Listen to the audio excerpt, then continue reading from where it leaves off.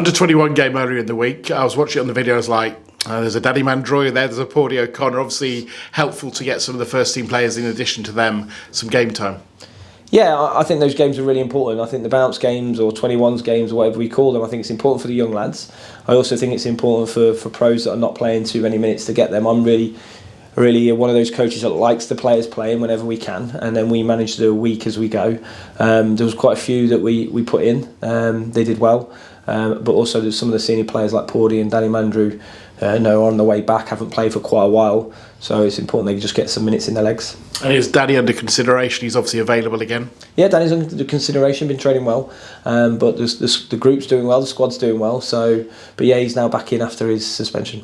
Is there a trust issue though with him? Let's be honest, 5 yellow cards, 2 red cards this season. Can you trust him as a manager? Do you have a concern in that area?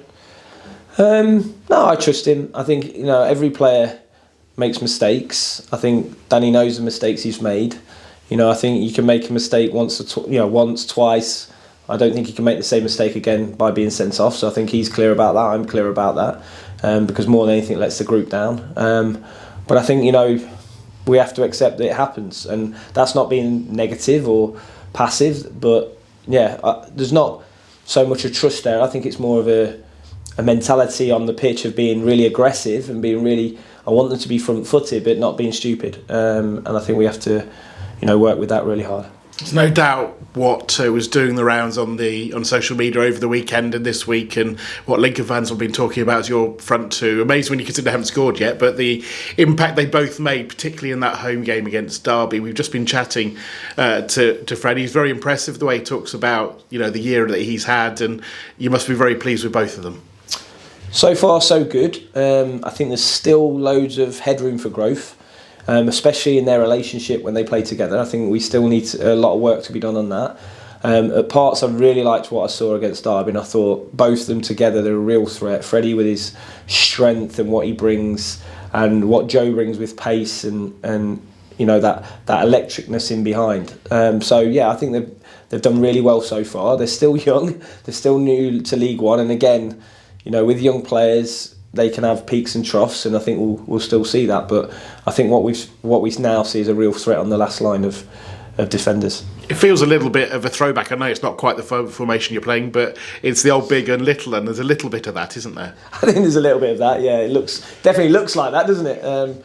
But I think they have more quality than just being big and fast and small and little. I think there's a lot more quality to the game. I think Freddie's hold-up game's really good, but we know he can score goals if he can get in the box. And Joe, he's really good in behind, but he can link as well. So I think it's more around there for me, their relationship and their connectivity of how one drops and one goes on the pitch that we're working on with them. And also, like you say, they haven't scored. So we've got if we have 2 9s on the pitch, I think they need to score goals. One thing other notable from the game, thinking about afterwards, that Teddy played the full match, which I can't remember the last time, but I'm sure statisticians will. He strikes me as very much your type of player, the type of player that you would probably want to see in terms of his technique in your squad. It's well known he's obviously had a contract in the summer. If he had an extended run of fitness, is he the sort of player that you would be thinking about in the summer? For sure. I think Teddy is. I think Teddy's issue's always been back-to-back games and his physicality within him, and his, if you like, his work rate, his ability to get around the pitch without the ball. And my challenge to Teddy coming in has been, if you can do those things, I think everybody can see, even yourselves, the fans can see what quality he brings to the team in possession. But you have to do all the stuff that's not nice in the game as well. And I think probably what you've seen from Teddy, definitely what you've seen from Teddy since I've been in here, is his willingness to do the dirty stuff off the ball a little bit more and be aggressive and run around and do the things that are sort of not favoured sometimes by what I call really talented technical players, because we know he's a talented technical player. And then I think what you actually start to see is 90 minutes under his belt, consistent playing, and the quality that he brings to the team. And I think that little bit of finesse, if you like, of slowing a game down but also being able to break through lines, I think he brings that really, really to high levels. You certainly had a list of difficult games of late at home. Obviously Bolton last week, and now you've got Peterborough, who somebody who covers Derby said is probably the best team they've played this year.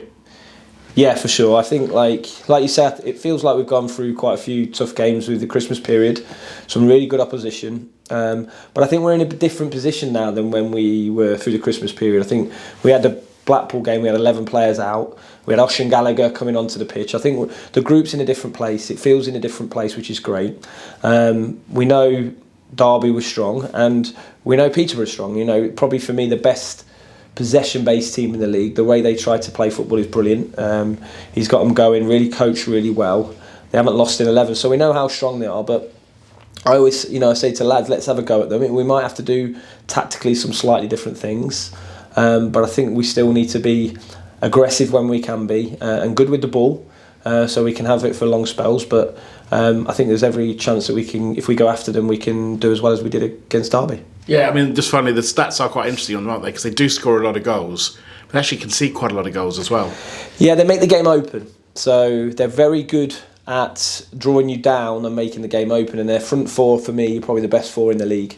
Fast, quick, and they want big spaces. So they want the game really open. So they basically play two games, one with a back six and the other four, and they try and stretch the pitch, if you like.